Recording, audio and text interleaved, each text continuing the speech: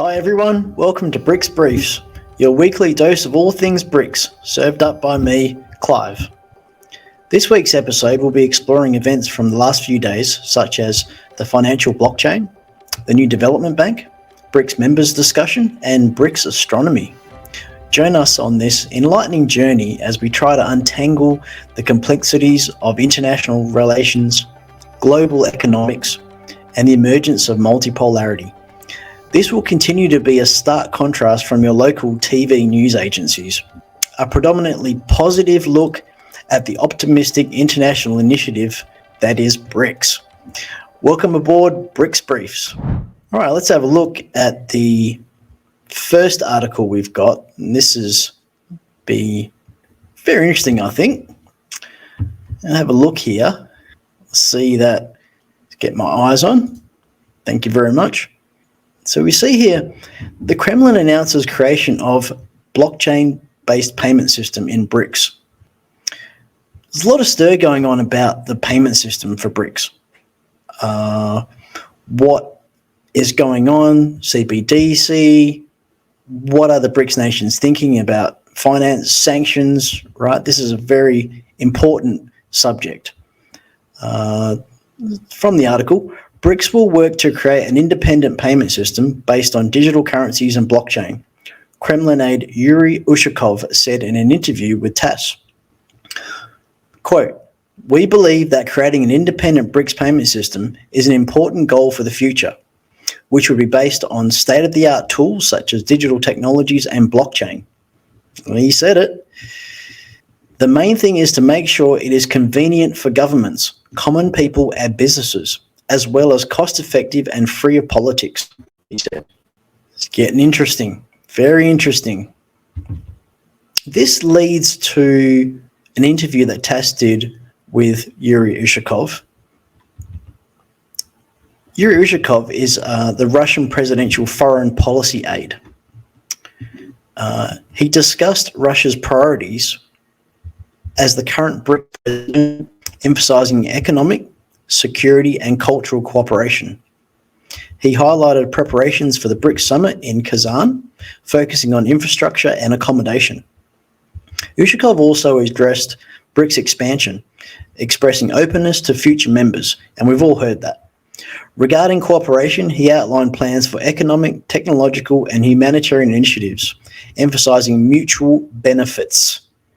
Ushakov rejected the notion of BRICS as a military alliance and emphasized dialogue-based cooperation, countering Western attempts to hinder BRICS influence. He pictured BRICS as a platform for global cooperation, distinct from other international forums, promoting multipolarity and equal partnerships. That's very positive.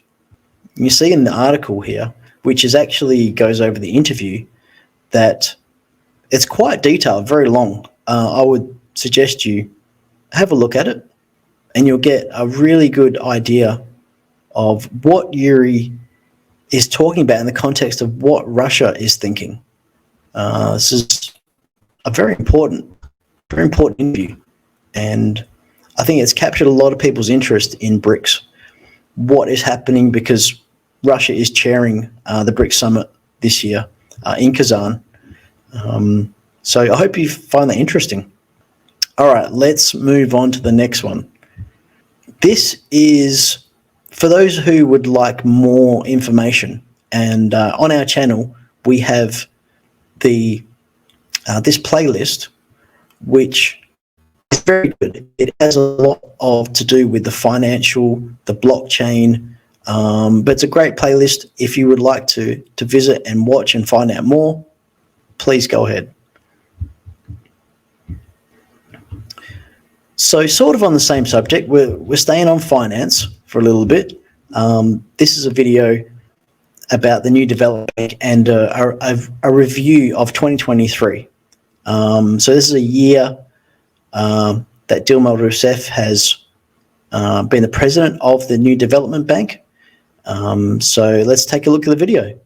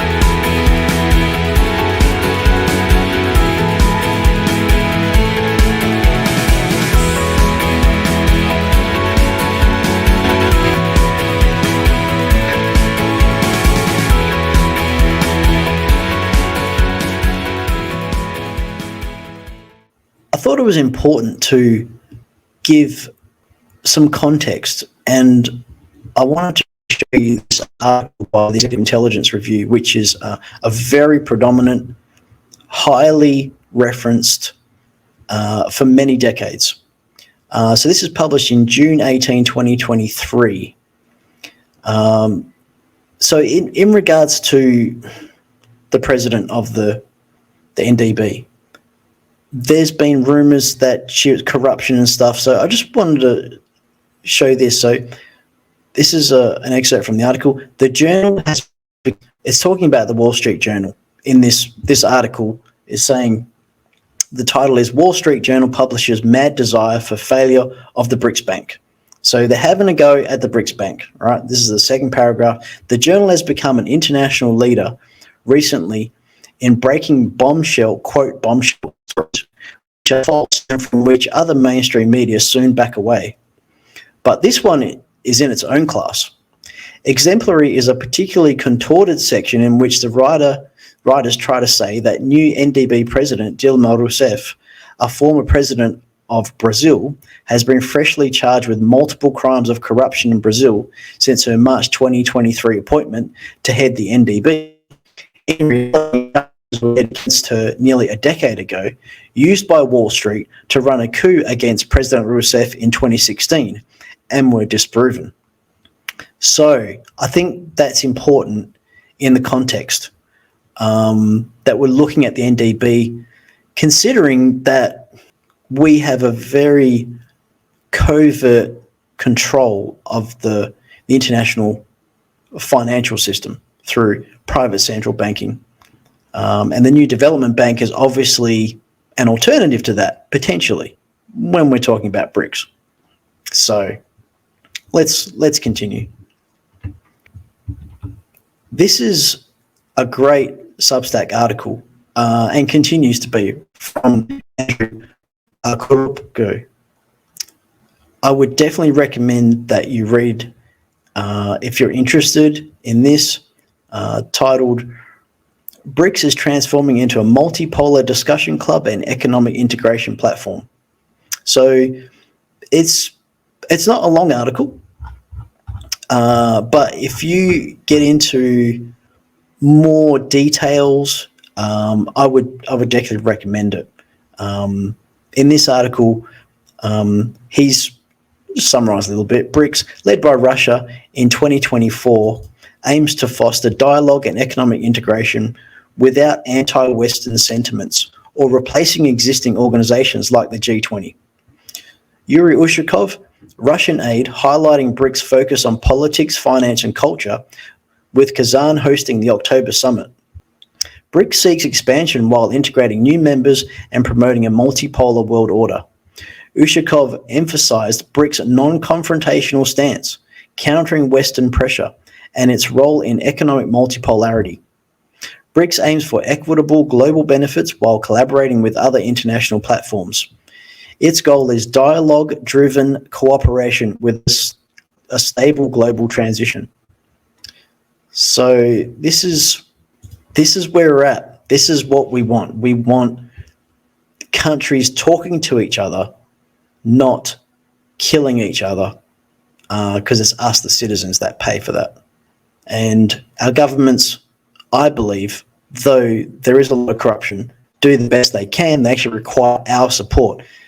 We actually created government. It's the people that created the Institute of Government, and therefore we have to actually participate in that as one of our duties. This is very important. We have to like everything, which you saw in the NDB video. There was many projects about looking after the environment, quoting sustainable, etc. One of our duties is to look after our own civics, our own management of our resources and law and order, etc. It's interesting that we may not always find the time for this, but it is very important. So, okay, let's move on to the next one. Now, this is from our Think BRICS Substack, and you can subscribe and you'll get emails of the articles that are posted. So this is very interesting, because we had a week that witnessed the world's most influential leaders deliver their annual addresses. There you see President Putin, Li Qiang, and President Biden. So the stark contrast in styles and approaches was unmistakable.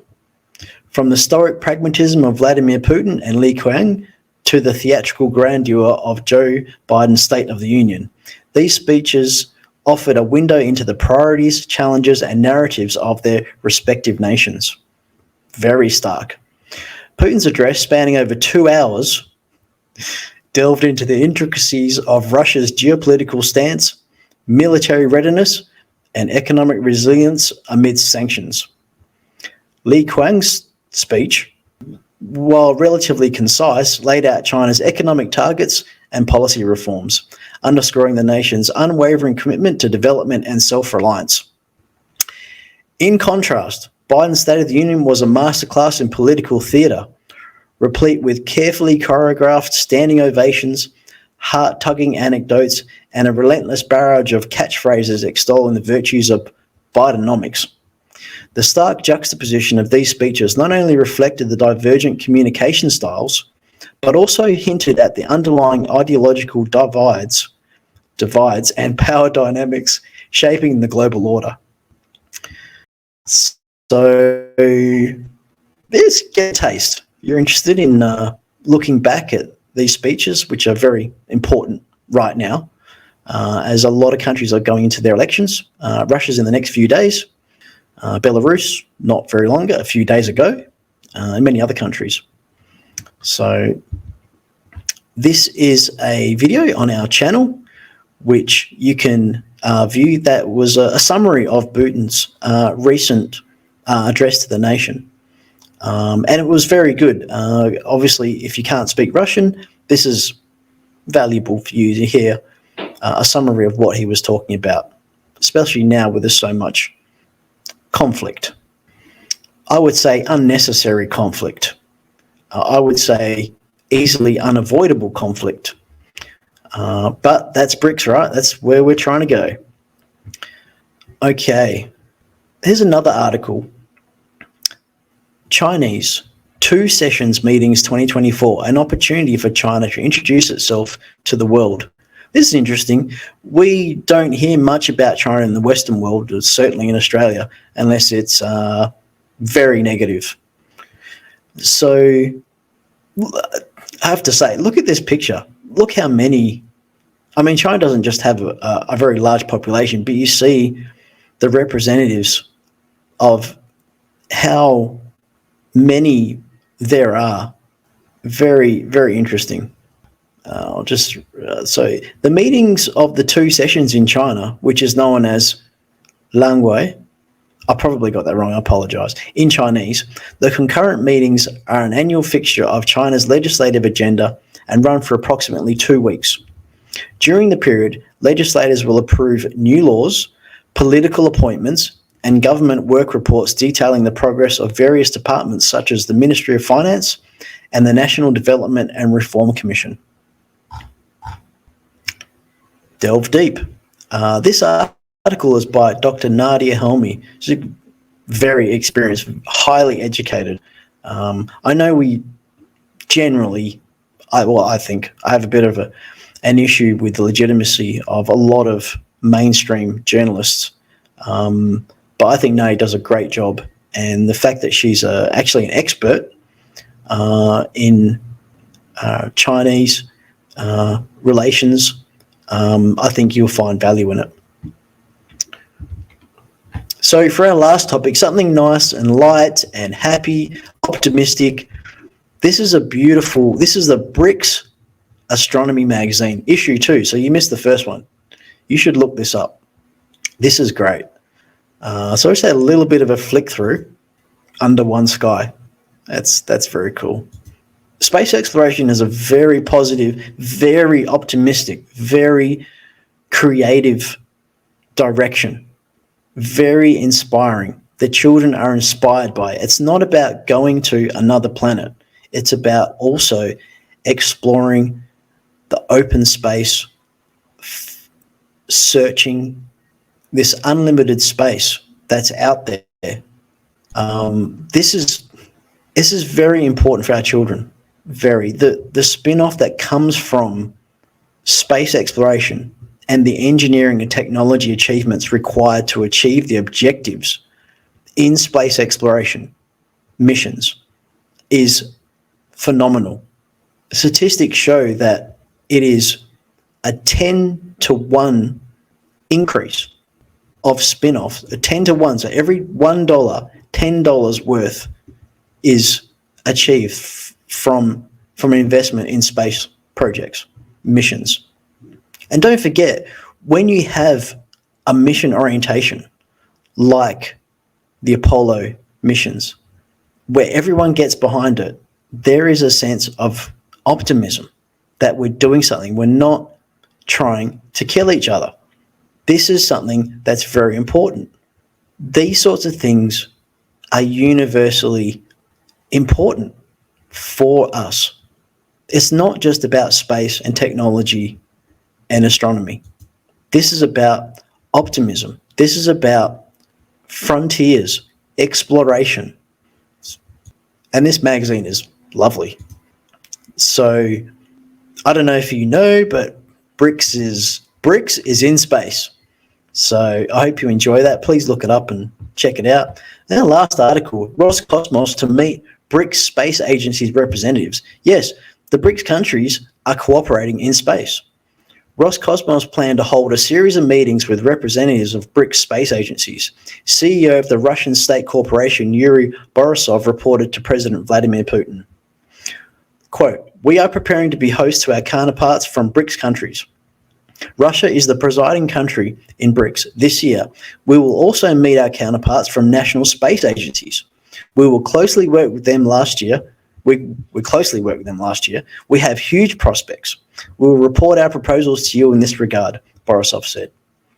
Russia assumed the presidency in BRICS since January 1st of 2024. It will continue until the end of the year and comprises over 200 events of a wide range. The key event of the presidency will be the BRICS Summit in October 2024 in Kazan. Yes, this is exciting. BRICS in space. Yes, I know what you're thinking. Thank you for tuning in to BRICS Briefs. If you've enjoyed this dive into the world and join the conversation, please drop a comment. If you liked it, give it a thumbs up. If you think your contacts or colleagues would find it valuable, please share. We would like to receive your feedback and any suggestions. Your engagement is what makes this journey truly enriching. Don't forget to subscribe for more weekly insights and follow us on our Substack and social media platforms, all linked below. If you'd like to support our work, consider contributing with a Buy Me a Coffee. Your generosity keeps our content flowing. Stay curious, stay connected, stay optimistic, and let's keep exploring together.